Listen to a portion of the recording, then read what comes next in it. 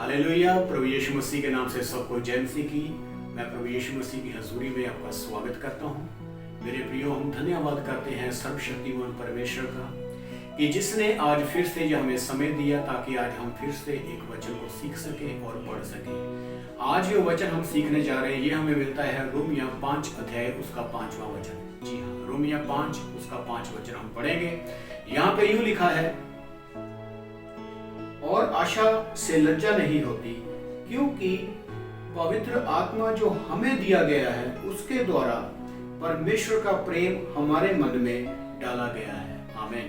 जी हाँ, यदि आप इस बात पर विश्वास करते हैं कि परमेश्वर का आत्मा जो हमें दिया गया है उसके द्वारा परमेश्वर का प्रेम हमारे अंदर डाल दिया गया है, यदि आप इस बात पर विश्वास करते हैं तो आप कभी लज्जित नहीं होते, क्योंकि आप बहुत बड़ी घोषणा कर रहे हैं कि परमेश्वर का आत्मा, परमेश्वर का प्रेम हमारे अंदर डाल दिया गया है। मेरे प्रियो, यदि आप इस बात की घोषणा करते हैं, इसका मतलब है कि आप परमेश्वर के स्वभाव की घोषणा करते हैं। इसका मतलब है कि आप परमेश्वर की घोषणा करते हैं। इसका मतलब है कि आप परमेश्वर के मन की घोषणा करते हैं। जिस स्वभाव में परमेश्वर रहता है, जिस स्वभाव में परमेश्वर बना रहता है, जिस स्वभाव में परमेश्वर का हृदय रहता है, वही हृदय की आप घोषणा करते हैं, क्योंकि परमेश्वर का आत्मा, उसके आत्मा के द्वारा ही हमारे अंदर प्रेम डाला गया है। हालेलुया। यदि हम ये दावा करते हैं, घोषणा करते हैं कि परमेश्वर का आत्मा हमारे अंदर वास करता है, हमें मिला हुआ है, उसका आत्मा हमारे अंदर रहता है, तो मेरे प्रियो, यहाँ पे हम एक बात को सीखने जा रहे हैं। वो ये है, यदि परमेश्वर का आत्मा हमारे बीच में है तो उसका प्रेम हमारे अंदर है कि नहीं है। मेरे प्रियो, यदि हम दावा करते हैं कि परमेश्वर का आत्मा हम में है तो उसका प्रेम भी हमारे अंदर होना बहुत ही जरूरी है। उसके स्वभाव में हमको रहना बहुत जरूरी है, उसके स्वभाव में चलना हमको बहुत जरूरी है। मेरे प्रियो, यदि हम आत्मा का दावा करें, परमेश्वर के आत्मा का दावा, जो आत्मा परमेश्वर की तरफ से है, यदि हम उसका दावा करें लेकिन हम नफरत से, गुस्से से, वैर विरोध से भरे रहें, अपने आप की सराहना करें, अपने आप को ऊंचा करें और अपने आप की महिमा करते रहें, इसका मतलब है कहीं तो कुछ ना कुछ गड़बड़ी है। हम घोषणा तो करते हैं परमेश्वर के आत्मा को पाने की, यदि हमारी किसी के साथ बनती नहीं है, हम जेलस रखने वाले व्यक्ति हैं, हम दोष लगाने वाले व्यक्ति हैं, इसका मतलब है हम धोखा दे रहे हैं अपने आप को और हमारी घोषणा भी झूठी है। हमें अपने आप की जांच करनी है। यदि मैं परमेश्वर के आत्मा की घोषणा करता हूं तो मेरे अंदर परमेश्वर का प्रेम कहाँ है। मेरे प्रियो, परमेश्वर का प्रेम जो है वो परमेश्वर की तरफ से है। आपको कभी लज्जा नहीं आनी चाहिए इस बात के लिए। आप जब परमेश्वर के प्रेम से भरे रहेंगे तो आप किसी के साथ भी प्रेम करोगे, हर एक व्यक्ति के साथ प्रेम करोगे।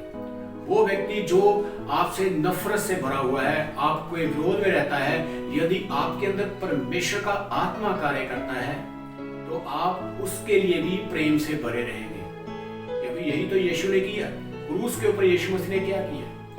जब यीशु को सताया गया, जब यीशु को मारा गया, जब यीशु को छलनी किया गया, तो उसने माफ किया, उसने प्रेम किया, उसने आनंद के साथ लोगों को क्षमा किया, उसने शांति के साथ लोगों को क्षमा किया, प्रेम किया है। बाइबल कहती है उसने ये गाली खाकर गाली नहीं दी, उसने दबका खाकर दबका नहीं दिया, उसने हर एक बात को सह लिया। क्यों? क्योंकि उसके अंदर परमेश्वर का आत्मा कार्य करता था। अगर हम इस बात की आशा रखते हैं, विश्वास रखते हैं कि परमेश्वर का आत्मा मुझ में है, इसका मतलब है परमेश्वर का बीज मुझ में है। यदि परमेश्वर का बीज मुझ में है तो उसके गुण कहाँ हैं? ये गुण भी होने बहुत जरूरी है। मेरे प्रियो, खाली पत्तों वाले वृक्ष ना बने, फलों से लदे हुए वृक्ष बने रहे। हालेलुया।